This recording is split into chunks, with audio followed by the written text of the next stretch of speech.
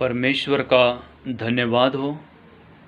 उस परमेश्वर ने हमें जीवित रखा। हमें इसलिए जीवित रखा कि उसकी योजना और उसका कुछ उद्देश्य हमारे जीवन के द्वारा पूरा हो।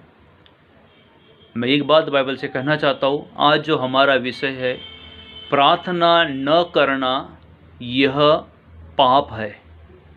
हम मसीहों के लिए, जितनों ने उसके नाम से बपतिस्मा लिया, अगर वह प्रार्थना ना करते हैं तो उनके लिए पाप है। इस पाप को मैं बोलना चाहता हूँ कि शैतान ने जब पाप किया तो सर्प के शरीर का इस्तेमाल किया।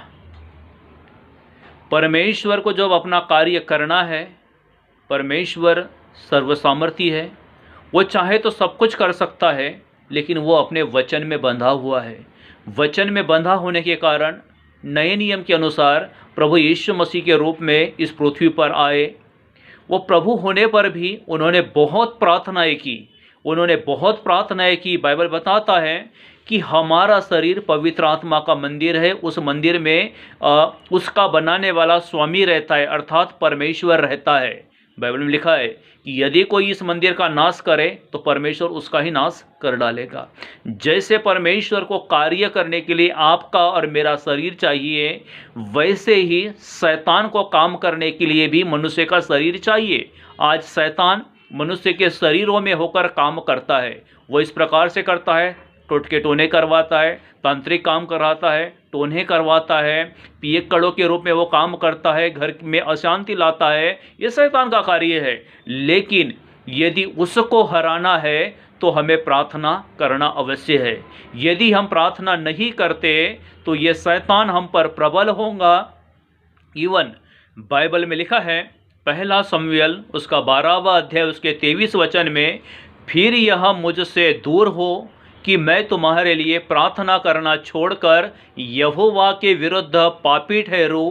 मैं तो तुम्हें अच्छा और सीधा मार्ग दिखाता हूँ। परमेश्वर के दास ने कहा कि यदि वो प्रार्थना नहीं करता तो प्रार्थना न करने के कारण वो परमेश्वर यहोवा की नज़र में पापी ठहरता है। हम और आप प्रार्थना करते हैं और अपने प्रार्थना के उत्तर के लिए परमेश्वर का इंतजार भी करते हैं। मैं कहना ये चाहता हूँ कि हम और आप अपनी प्रार्थना निवेदन अलग अलग लोगों को देते हैं। इवन कुछ लोग मुझे भी प्रार्थना भेजते हैं। मैं बोलना चाहता हूँ कि आप जो प्रार्थना करते हो, मैं भी वही प्रार्थना करता हूँ। प्रार्थना यानी होता है हमारा लिखा हुआ पत्र परमेश्वर को भेजना। उस पत्र पर यीशु मसीह के हस्ताक्षर, यीशु मसीह का लहू जब लगाया जाता है तो उसके बाद में उस प्रार्थना का हमें उत्तर मिलता है और परमेश्वर के दूत हमें प्रार्थना का उत्तर देते हैं। तो हम जब प्रार्थना करते हैं तो प्रभु में हम बलवंत होते जाते हैं। जब हम प्रार्थना करते हैं तो हम सामर्थी बनते हैं और प्रार्थना जब हम करते हैं तो अंधकार पर हम जयवंत होते हैं। जैसे उदाहरण के लिए प्रभु यीशु मसीह जब इस पृथ्वी पर थे, मत्ती रचित सुसमाचार 4वां अध्याय उसके 2 वचन के अनुसार, वह 40 दिन और 40 रात निराहार रहा। वो बिना खाए बिना पिए वो 40 दिन और 40 रात रहा, क्योंकि वो परमेश्वर का पुत्र होने के बावजूद भी उन्होंने 40 दिन तक के उपवास के साथ परमेश्वर से प्रार्थना की। क्यों प्रार्थना की? क्योंकि उन्हें सामर्थ्य चाहिए था, उन्हें बल चाहिए था।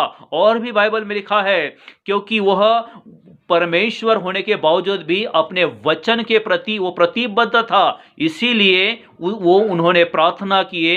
अपना अधिक से अधिक समय उन्होंने प्रार्थना में बिताए और प्रार्थना के पश्चात उन्होंने अपने कार्य को शुरुआत किए। परमेश्वर के पुत्र का कार्य था कि अपना क्रिश्चियनिटी इस देश के अंदर फैलाना नहीं, लेकिन परमेश्वर के स्वर्ग के राज्य का उनका प्रचार करना, ये उनका वहाँ पर कार्य था। प्रभु यीशु मसीह ने अकेले रहकर अधिक से अधिक प्रार्थना की। परमेश्वर के पुत्र प्रभु यीशु मसीह ने संगति के साथ नहीं, वो अलग बैठकर परमेश्वर से कई कई जगह लिखा है कि सारी रात उन्होंने प्रार्थना किए।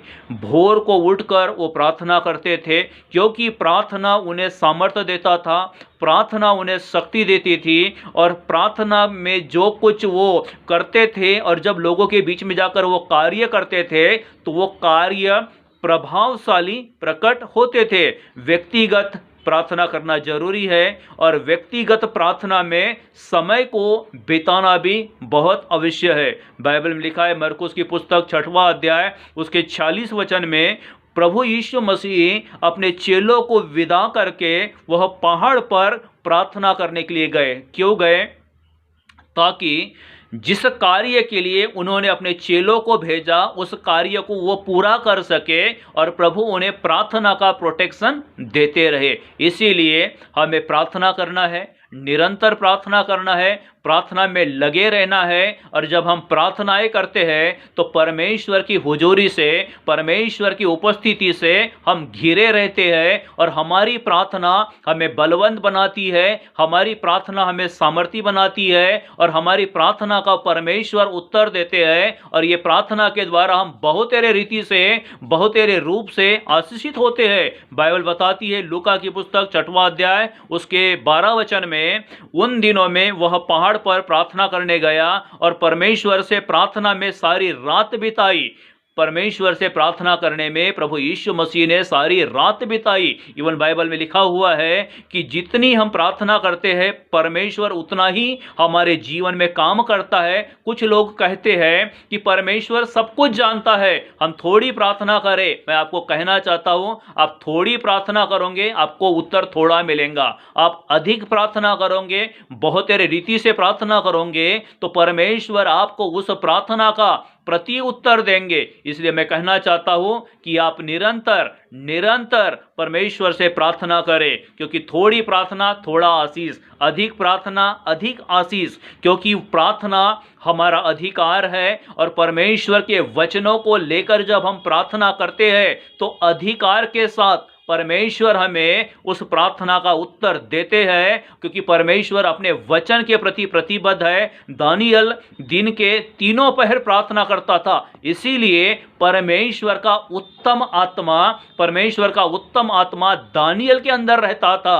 तो निश्चय आप अपना समय मोबाइल, टीवी, कंप्यूटर अगर इनमें न बिताते हुए, व्हाट्सएप, फेसबुक में न बिताते हुए आप परमेश्वर से प्रार्थना करें, अधिक से अधिक प्रार्थना करें, प्रभु के वचनों को लेकर प्रार्थना करें, एकांत में बैठकर प्रार्थना करें, अपने दरवाजे को बंद करके प्रार्थना करें और परमेश्वर आपको आपके प्रार्थना का उत्तर देगा। और वही परमेश्वर शैतानी ताकतों को, शैतानी शक्तियों को, अंधकार को और आपके घर में कलह लाने वाली आत्मा को, वही परमेश्वर जब आपकी प्रार्थना पावरफुल, आपकी प्रार्थना जब सामर्थी बन जाएंगी तो वही परमेश्वर उन ताकतों को कुचलेंगे और आपकी प्रार्थना के द्वारा ये सब ताकतें नष्ट की जाएंगी।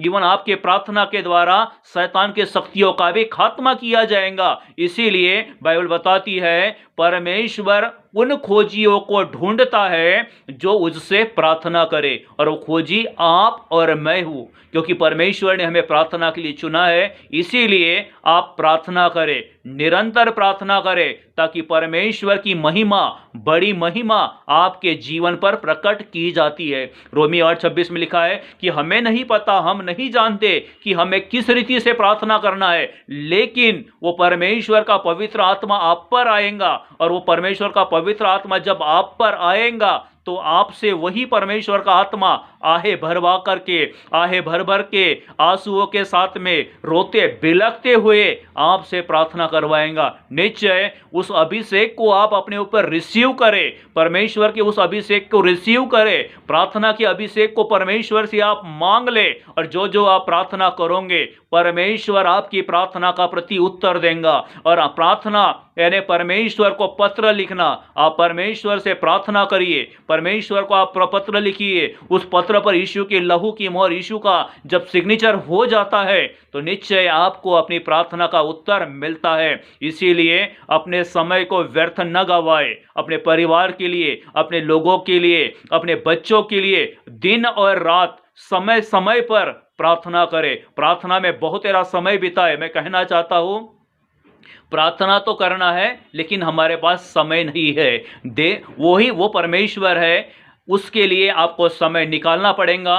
नींद को नींद के साथ में आपको समझौता करना पड़ेगा, और जब आप प्रार्थना करोगे आप सामर्थी बनोगे, और प्रार्थना के द्वारा आपके घरों में, आपके जीवन में, आपके परिवार में आशीषें आती है। अगर यदि आप प्रार्थना नहीं करोगे तो शैतान को शरीर की आवश्यकता होती है।